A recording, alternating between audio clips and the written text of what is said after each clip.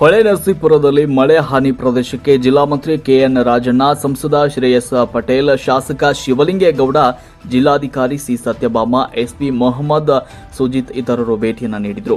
ಹಾಸನ ಜಿಲ್ಲೆಯ ಸಕಲೇಶಪುರ ತಾಲೂಕಿನ ಕೊಲ್ಲಹಳ್ಳಿ ಬಳಿಯ ರಾಷ್ಟ್ರೀಯ ಹೆದ್ದಾರಿ 75ರಲ್ಲಿನ ಗುಡ್ಡ ಕುಸಿತ ಸ್ಥಳಕ್ಕೆ ಸಹಕಾರಿ ಸಚಿವರು ಹಾಗೂ ಜಿಲ್ಲಾ ಉಸ್ತುವಾರಿ ಸಚಿವ ಕೆಎನ್ ರಾಜಣ್ಣ ಭೇಟಿ ನೀಡಿ ಪರಿಶೀಲನೆ ನಡೆಸಿದರು.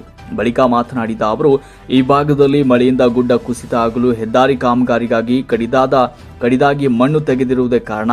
ಶಿರಾಡಿ ಘಾಟ್ನಲ್ಲಿ ದೊಡ್ಡ ತಪ್ಪಲೆ ಬಳಿ ಕೂಡ ಗುಡ್ಡ ಕುಸಿತ ಆಗುತ್ತಲೇ ಇದೆ. ಆದರೆ ವಾಹನ ಸಂಚಾರ ನಿರ್ಬಂಧಿಸಲು ಆಗುವುದಿಲ್ಲ. ಅಲ್ಲಲ್ಲಿ ಗುಡ್ಡ ಕುಸಿದ್ರೆ ಕೂಡಲೇ ಮಣ್ಣನ್ನು ತೆರವು ಮಾಡಿ ಸಂಚಾರಕ್ಕೆ ಅವಕಾಶವನ್ನ ಮಾಡಿಕೊಡುವಂತೆ ಅಧಿಕಾರಿಗಳಿಗೆ ಸೂಚನೆ ನೀಡಿದ್ದೇನೆ ಎಂದರು.